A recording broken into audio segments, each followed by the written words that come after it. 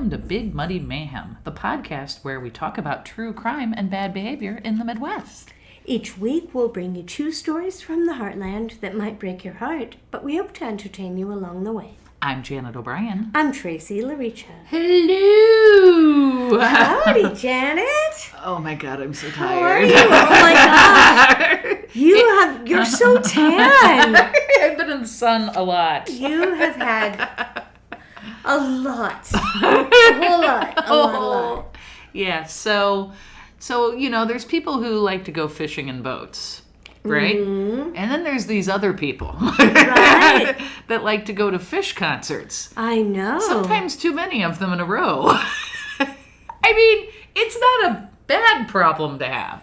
No, not at all. No. No, but I know that you have been out quite a little bit. And 5 fish concerts in 6 days. My goodness. I don't know what's wrong with me, but it's fine. And now we're back here and we're doing 2 shows I know. tonight. You guys will get them on the regular schedule, yes. But we are... We're hunkering down. We're getting ahead of the program a little because we haven't been able to. We're getting double-ended. Yeah. We're it's going to be very, very, very rough. But it'll be fine. Because we love you. We love you, and we want to make sure these stories keep coming out. It's true. All right. So, well. Yeah, I have, I'm going to go back to the fish concert because it's slightly related. Tuesday and Wednesday, Fish came through St. Louis, so I went to the Tuesday night concert and the Wednesday night concert. I got to not take just one, but 2 virgins who had never been. Oh, my. So that was pretty cool. And then I got a day off from work. Well, I mean, it worked, but from going to concerts. And then Friday morning, I loaded up with Alice and Chuck and Desi and headed off across to Indianapolis, Indiana. Oh, I do love Indiana. Yeah, so we did 3 nights there. And, I'm like, okay, well, I should figure out a story while I'm probably on this trip. Right, and you didn't have a little bit. And I'm in Indiana. You know what? Let's see what's going on in Indiana.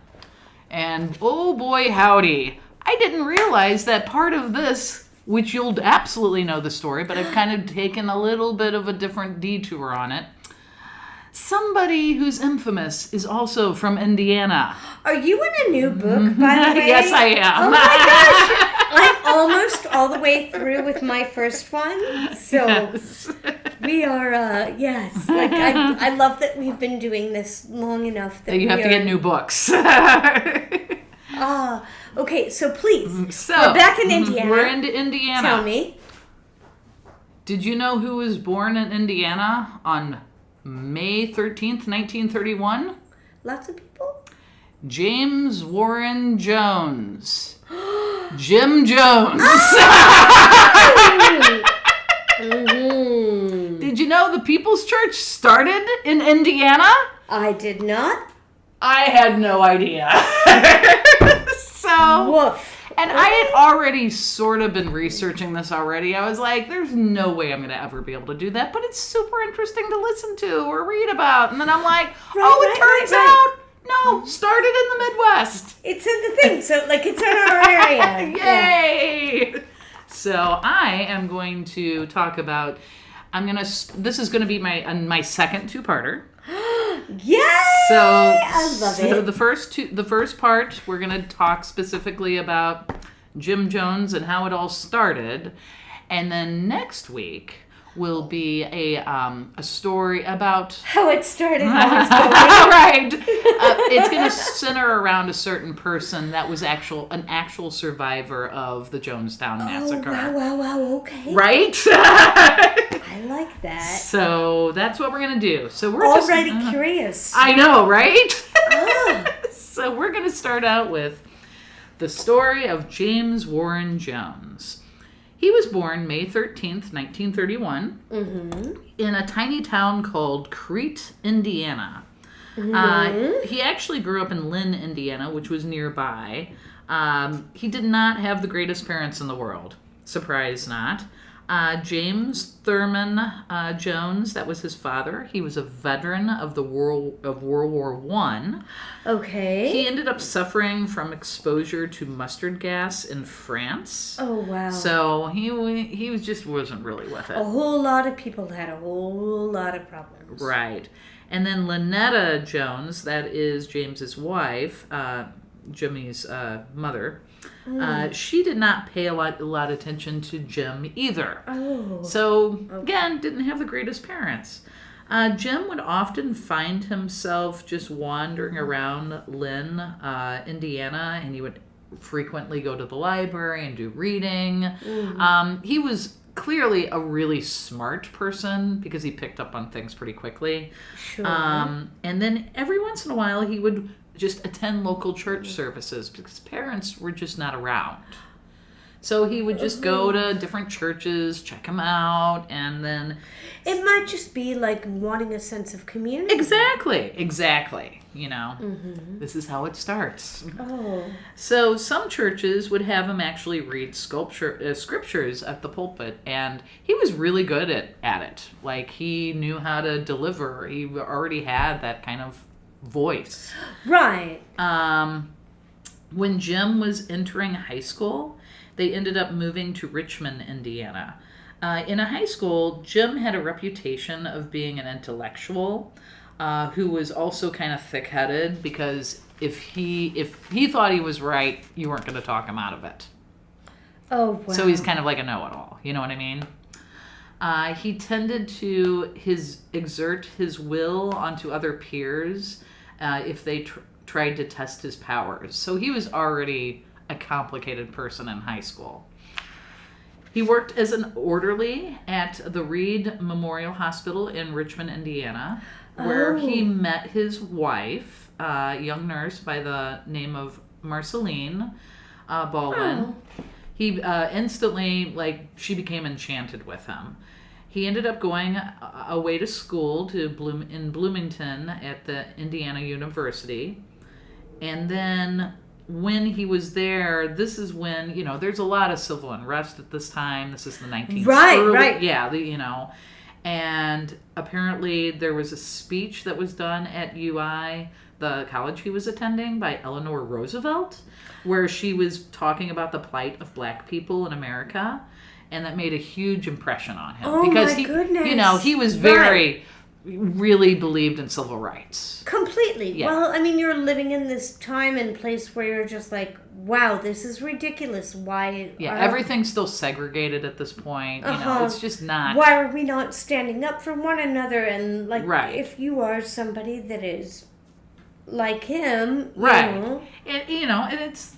People are complicated. Even though they can end up being a crappy person, some people will do amazing things along the way. And he is a perfect example of this. When he ended up coming back, he ended up marrying Marceline, and then basically told the family, we are moving to Indianapolis, and this is in 1951. Wow. So him and his young bride, they go off to Indianapolis, and he makes an announcement that he's going to be joining the ministry. So he really is interested in this whole church thing, because he feels this is going to be a good outlet to help reach other people from both sides. Your people who don't believe in civil rights and the people who do. So he's, this is during a time when people really are trying to make a difference. In June of 1952, he becomes the student pastor at Somerset Methodist Church. During this time, he starts, this is where I started to kind of giggle a little. During this time, while he was trying to raise money, he starts a side business. Do you know what Jim Jones... No, don't go, no. I mean, you can. But wait. He starts a side business to raise money. He imports small monkeys from South America and sells them door to door for $29 each. I don't know what I thought I was imagining, but that was not it. No.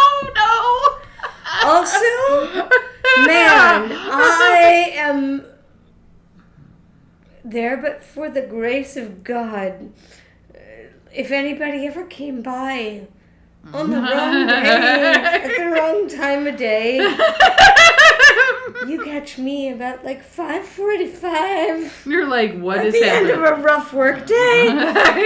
And you offer me a monkey for $40. Here's a picture of him. Hi, Ryder. Here's our new monkey. Here's a picture of him with the monkeys he was selling. Oh my gosh, no. I mean, nobody should do this. These are not pets that should be kept in the home. But this is in the early 50s. But on the other hand...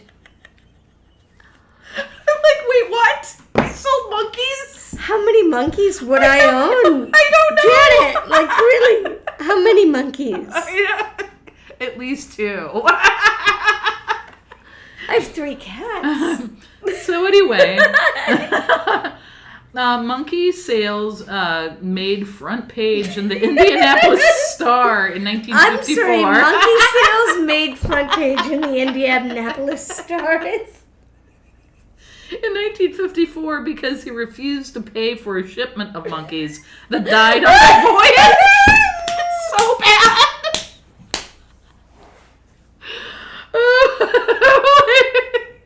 I think this is the most part of the story that surprised me a lot. I'm like, I'm sorry, what? I've done a lot of bad things in my time, but refused to pay for a shipment of monkeys because they died during shipment. Oh no! Oh, God.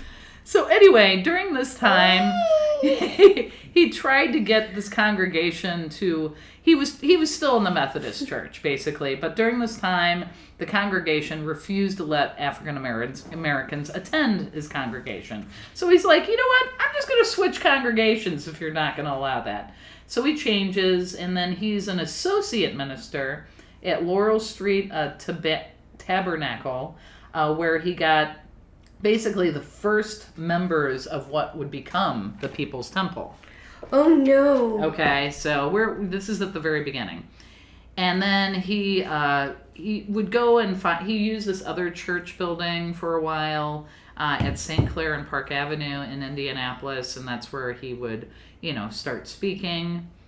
In 1954, using the profits from his monkey sales business,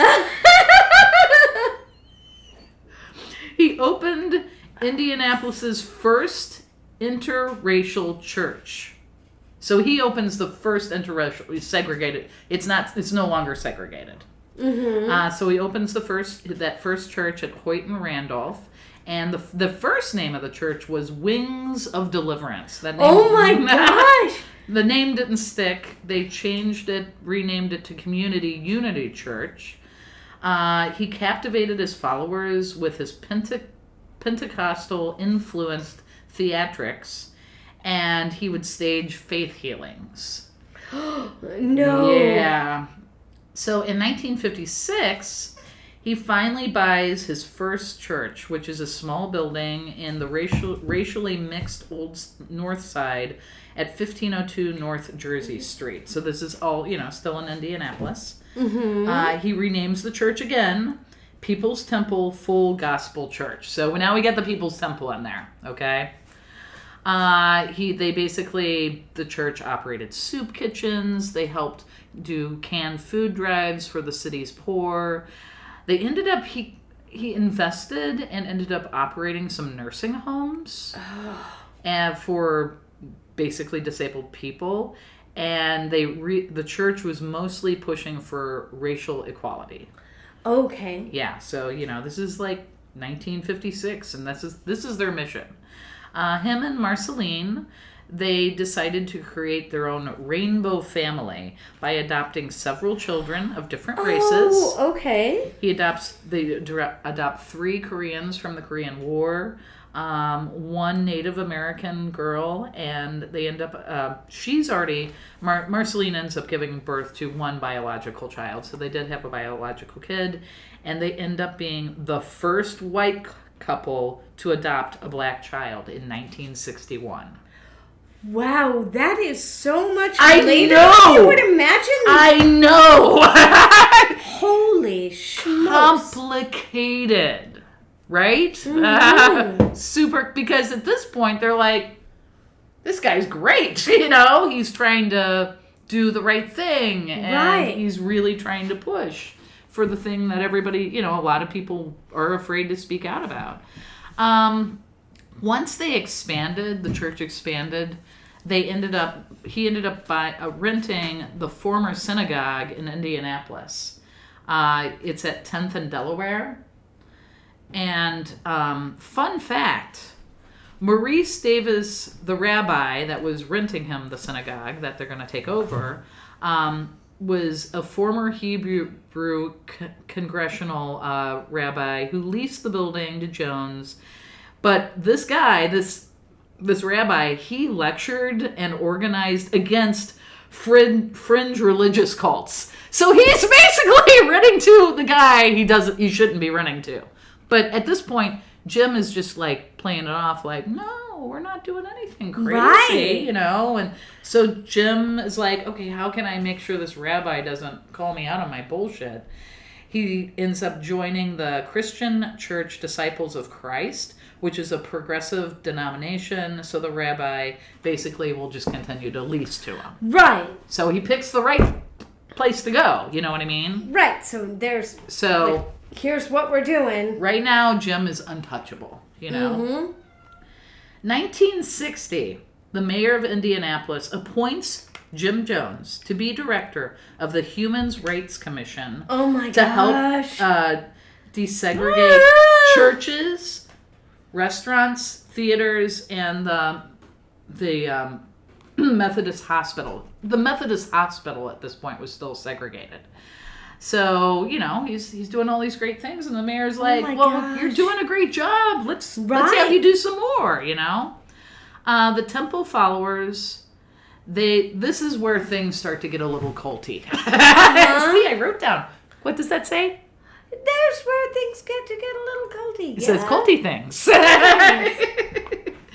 The temple followers, they start getting asked, don't call him Jim, don't call him James. Start referring to him as dad or father. Oh no. Wanted to be considered, Jim Jones decided at this point he wants to be considered as an incarnation of God. Followers are encouraged to spend their Thanksgivings and Christmases with the temple rather than their own families. Oh, so this is dear. where, you know, those little lines start to get drawn. They're in the trying sand. to like take you away from the people that you are Slowly. close to. Right. Like we're your family now. Exactly.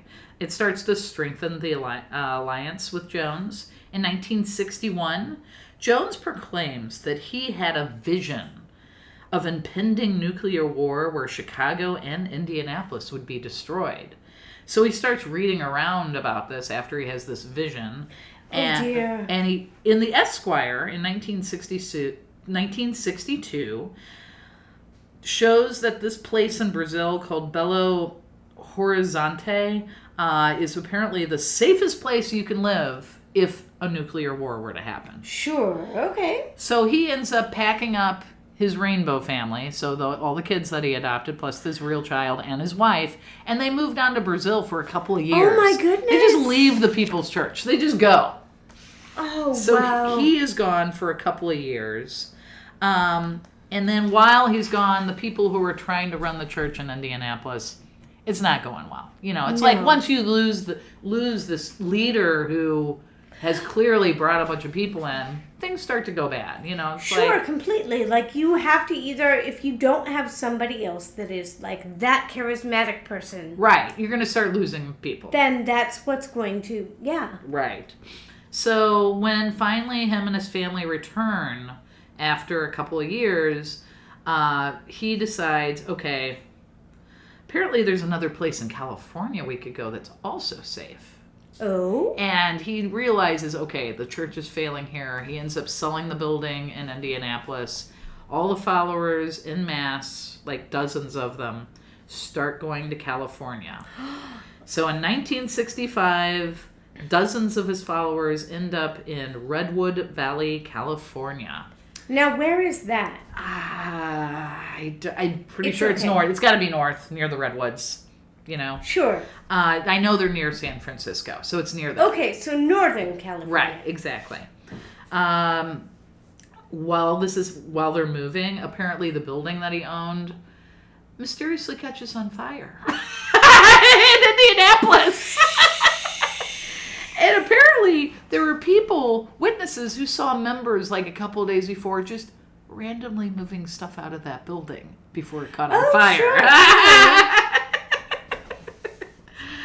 So Wow. even though many people from the church were lower income, once he gets to California and starts things up again, this new incarnation of his church, he's attracted more middle-class progressives in all races. So it's now he has like some people who have a little bit of money to contribute. People involved in the civil rights movement and the anti-war campaigns, those are the people who are very drawn to his church. Right. They all basically draw from Jones's message of equality and community.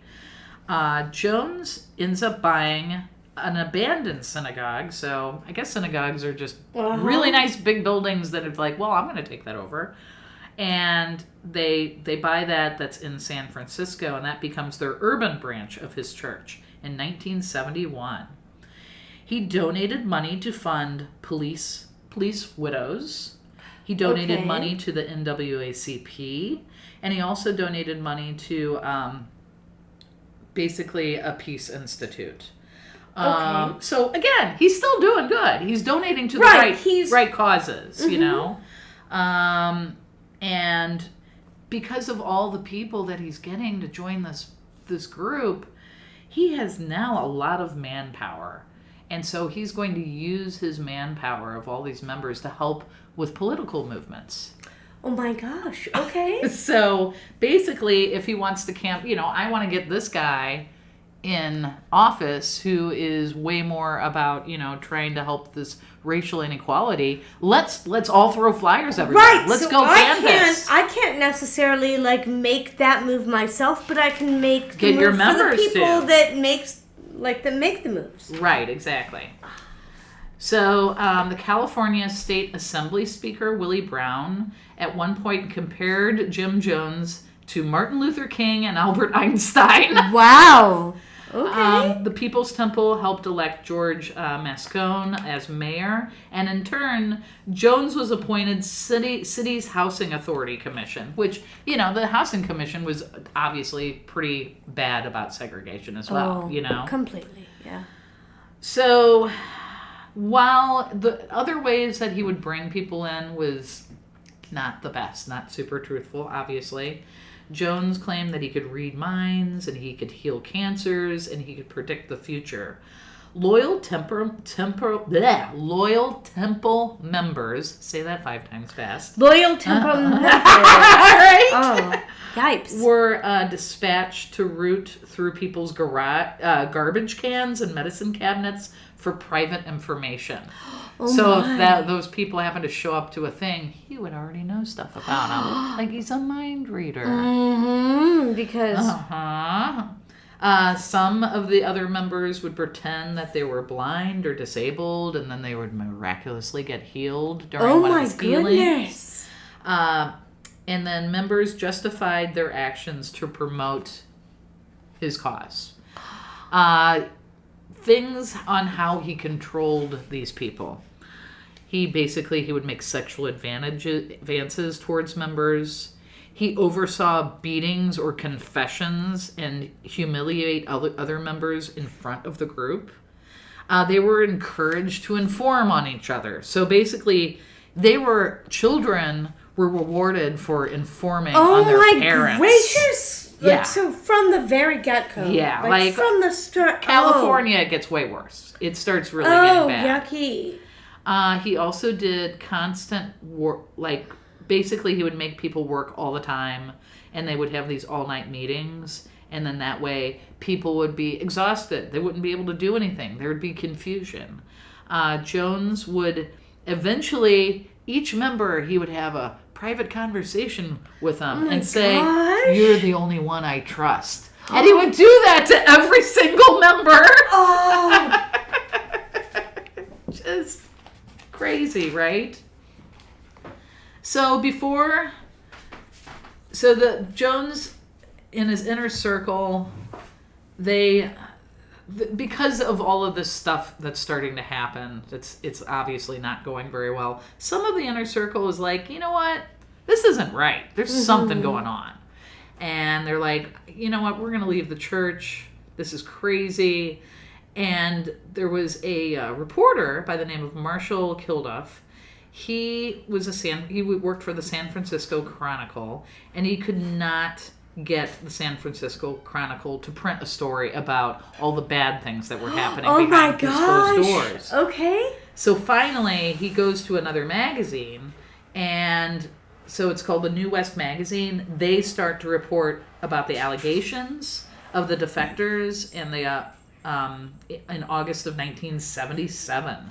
So now there's a bad spotlight on him. And Jim's like, what are we going to do? Well, I did buy that. 77, and this is how many years later? I know. He's been doing goodness. this since the 50s. My gracious. So in the 77, he realizes, uh-oh, they're on to Maybe. me. They're on to me. So he's already bought that property in South America. Mm-hmm. And he's like, well, you know what?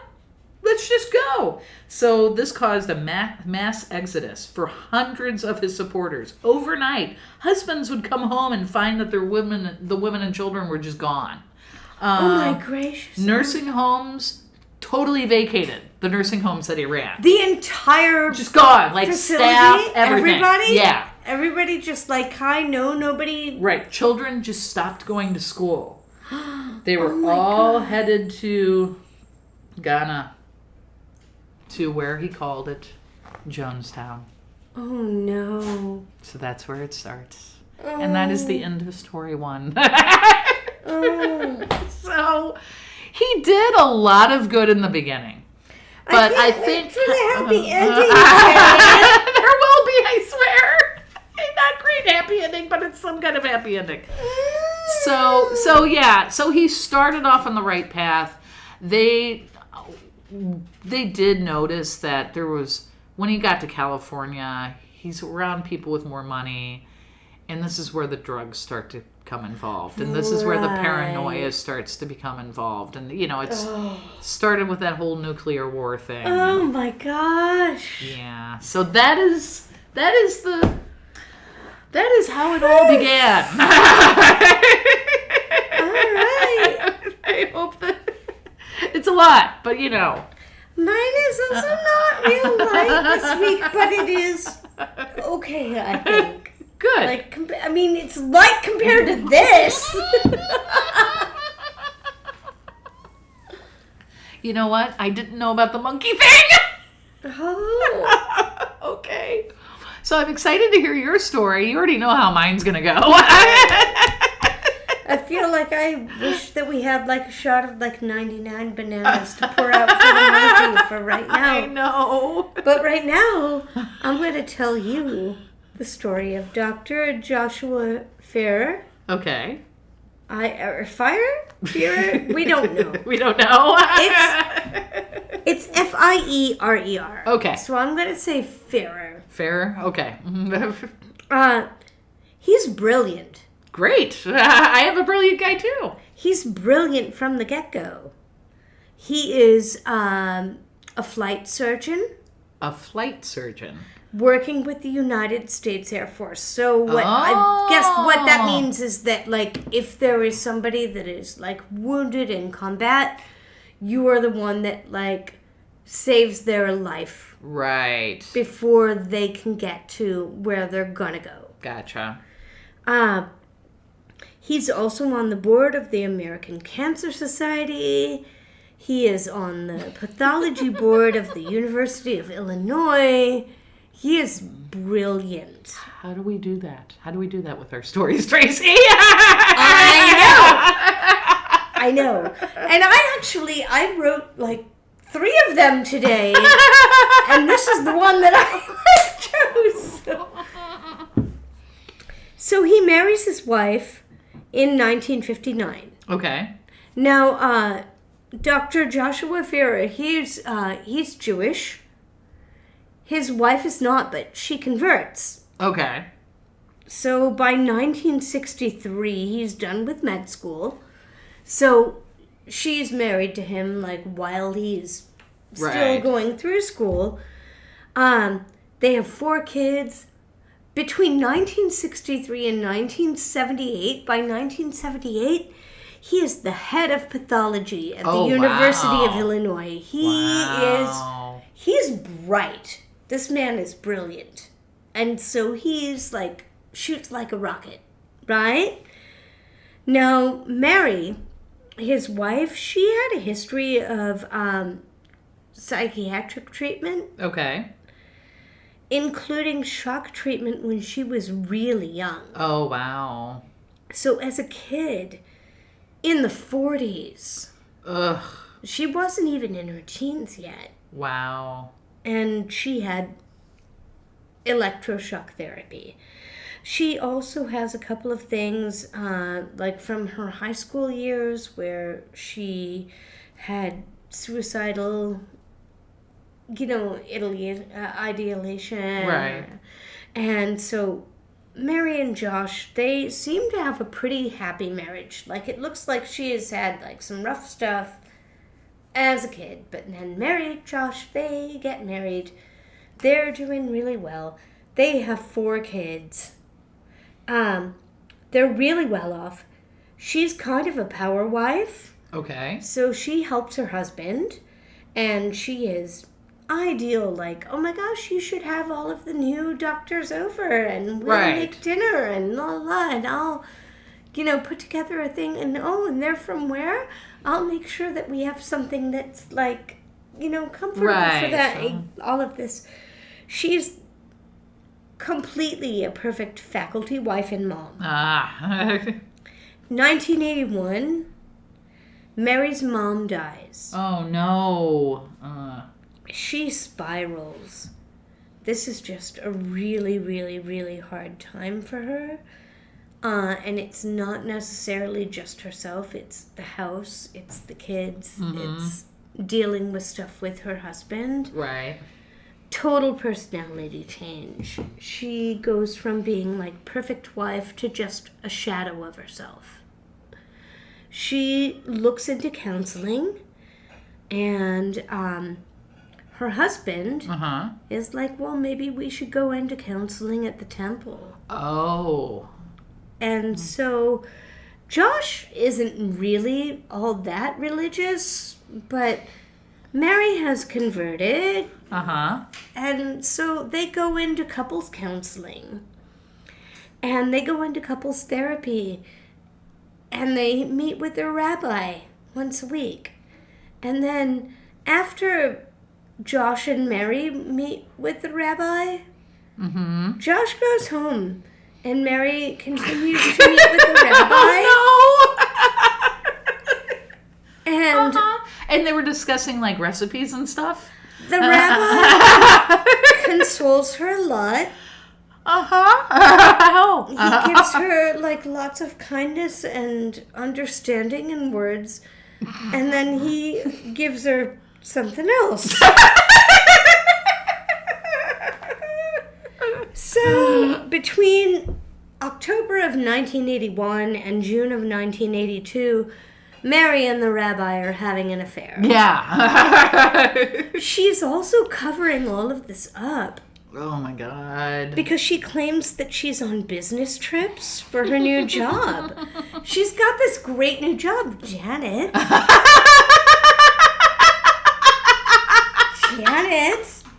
Janet? What's the job, Tracy?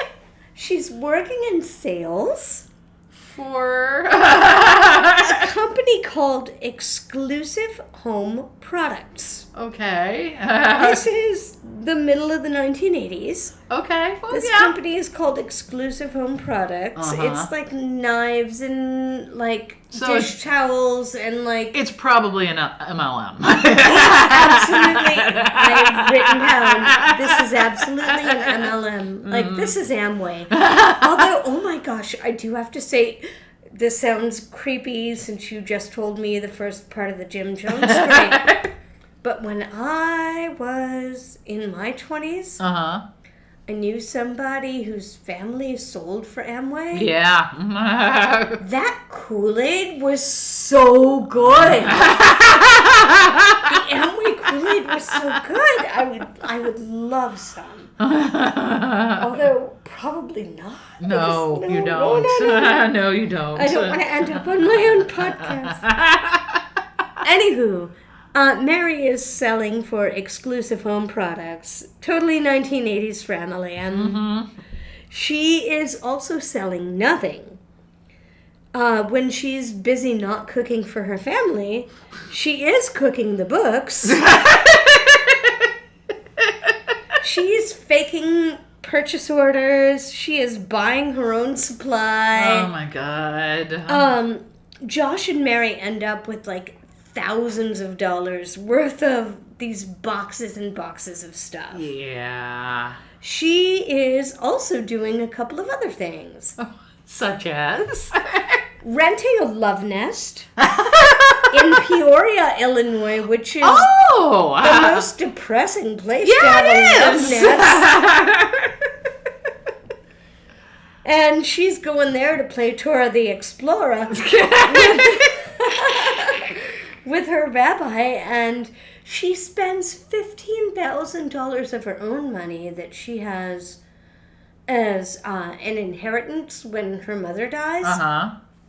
To buy like very fancy furniture. Oh my God. And make this really nice. She's also forging dividend checks that are supposed to be going like to her husband's name, and she's signing his name. Oh no. And she's also diverting checks from her kids' trust fund accounts. Oh, yuck. Yeah. Yuck. Yeah, What they a got a trust fund. piece of shit you have to be to steal from your own children. Right. So, March 1983, Mary just wants out of the marriage.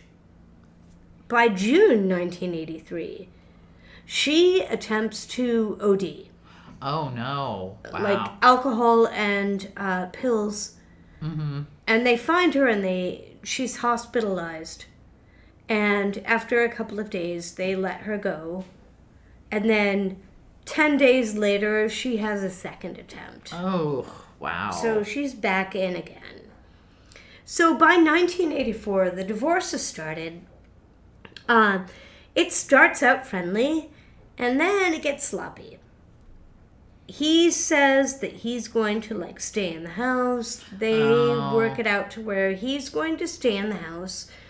The two older children who are old enough to say where they want to be both want to stay with their dad. The two younger children go with mom. Okay. Which, this is a little scary for somebody who is... Right. Who just tried to commit... Yeah. Right. So, December 6th, 1984, it is moving day. Okay. Now, Mary is coming in. She's getting the rest of her stuff out. This is it. She has been, like, celebrating to her coworkers. Oh, my gosh, I can't believe this nightmare is finally over. Like, this is done. Right. Her lawyer is a man named John Brady. He is 6'7". Oh, my God. I know, he's giant, right? Mary is kind of in and out of the house. John Brady is there, and he's not really necessarily even his or her lawyer. He is just there for the children. Right. So he's just there to kind of make sure everything goes cool. Everything is pretty relatively peaceful. Mary comes in. She's getting some stuff. She's like, oh, I have to go home and get some boxes. She comes back. She comes back in. She has her coat on. Josh asks, do you want me to hang up your coat? She's like, no, that's fine. And then they go up to the closet, and she is like gathering up things from the closet. She's like, hey, could you please go get me a trash bag? Just you always have BS in your closet. Exactly. You just get a trash bag. Yeah. Right. So anyway, he goes downstairs. John Brady is on the phone and like sees him go down and get the trash bag. But he's not really paying attention because it's not his client. Right. Right? So he hangs up and, or he's like on the phone a little bit, and then like a few minutes later he hears like crash, boom, scream. He hangs up the phone. He runs up the stairs. Josh is on top of Mary. His hands are just like moving like this. Oh my God. And this big ass guy, the 6'7" lawyer, tries to pull Josh, who is like in his 60s now, off of Mary. Can't do it. He runs down the stairs. He screams at the movers, like, can you please help? They're killing her. They're killing her. The movers come up. They can't help either. Like 3 people. Oh my God. After hitting them with, they hit him with a bat. They, drop a thing of records on the back of his head and all of that. Nothing. So the movers and the lawyer, no help. They flee the house. The cops show up. They come in. Mary is gone. Wow. Josh is curled up in the crook of her arm in the fetal position, holding her and crying. And she's been stabbed 27 times. Oh my God. So, Janet. Tracy. This is awful, but I'm going to tell you, Janet. Okay, Tracy, I'm ready. Janet, this is real awful. Okay, I'm ready, Tracy. Mary was stabbed with an exclusive home products knife that was one of the ones that she bought. Oh. It's buried in her chest. Josh is catatonic. No response. Like, the cops show up, like, lights in his eyes. Nothing. No dilation. Nothing. No response. They put an IV in his arm. Nothing. Then when he's in the ambulance on the way, he has a high squeaky voice. And this is the creepiest thing you've ever heard. Okay. Like a Danny Torrance Red Rum voice. Yeah. Mary, my hands are cut. Mary, you stabbed me. Mary, my hands are cut. Oh my God. Mary, you stabbed me. Oh my God. So Josh claims self-defense and insanity. It's really hard to say how the knife got there. Was it in the coat or was it in the bag? Right. So Josh, also in his car when they are investigating after he stabs his wife 27 times, he has cyanide and barbiturate in his car. And he said that he was going to end his life. Oh. So a jury convicts him. They give him 30 years. He appeals twice. And they kind of gradually whittle down the sentence. So by 1994, he's out completely, all on his own. Now, apparently, his medical license should have been or was revoked. Yeah.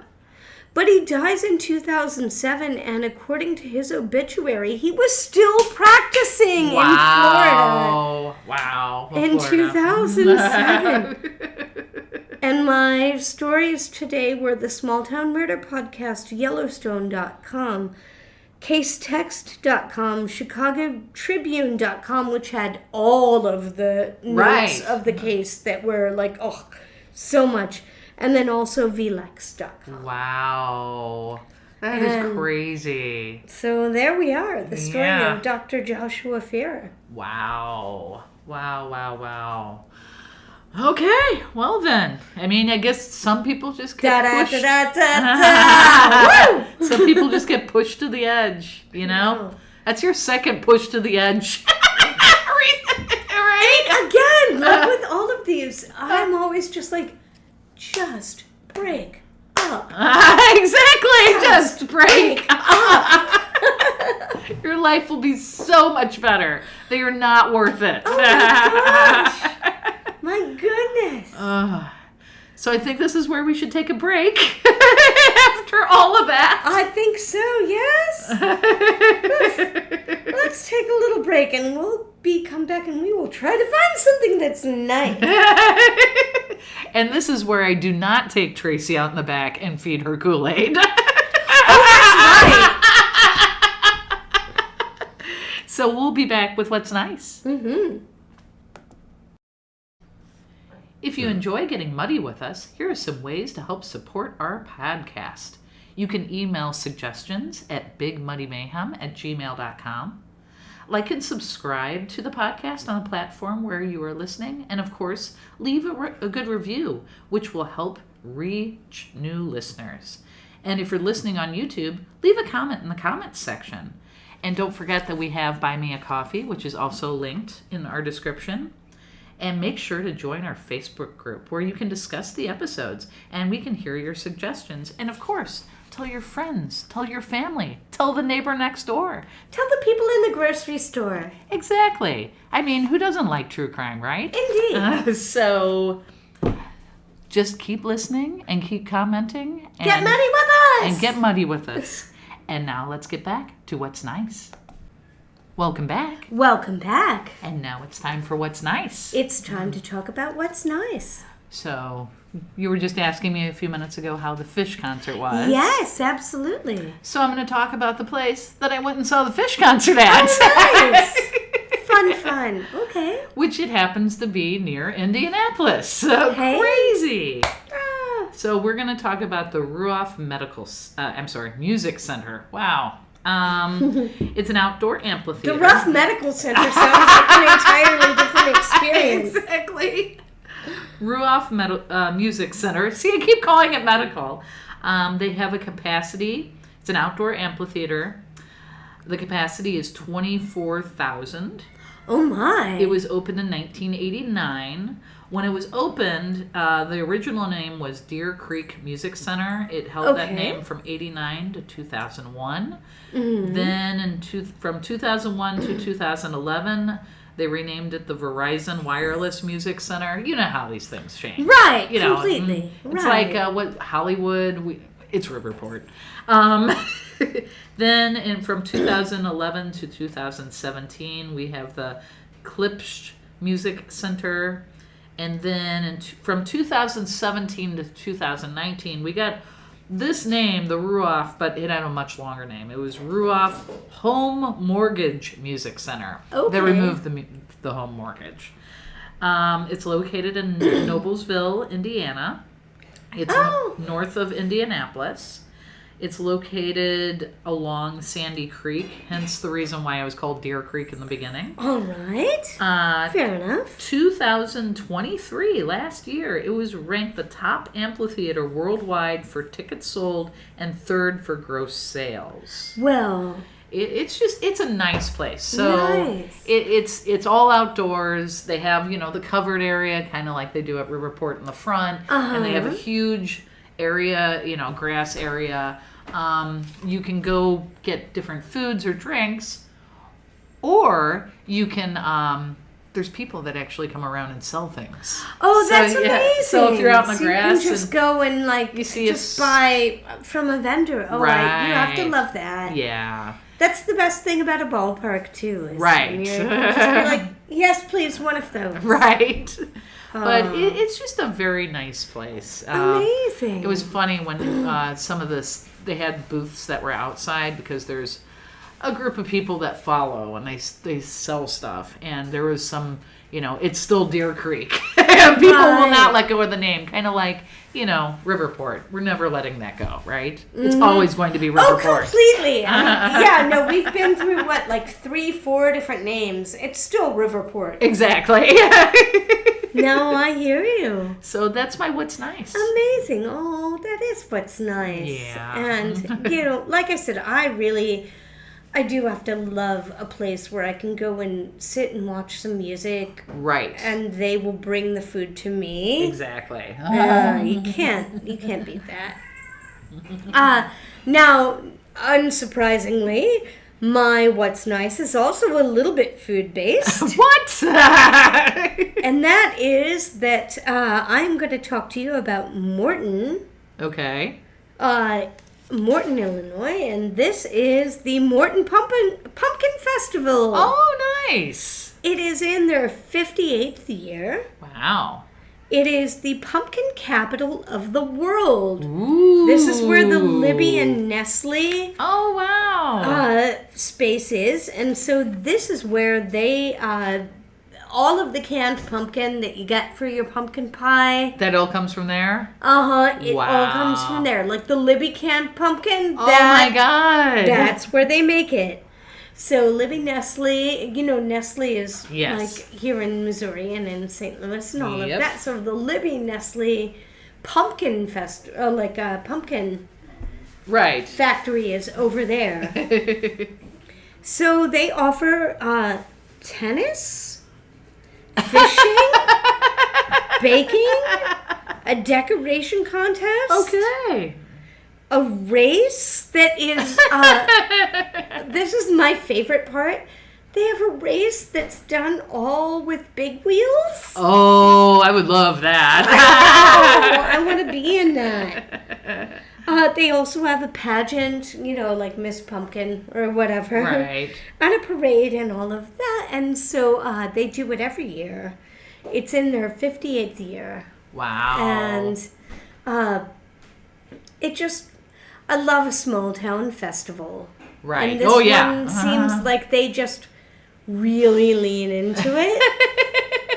So I kind of want to go. And if you want to find out more information about that, you can go to the MortonPumpkinFestival.org. Nice. And that has all of the information about it. And so That sounds amazing. that concludes our What's Nice, which means I Yay. think there's really only one more thing that we need to say, Janet. Right.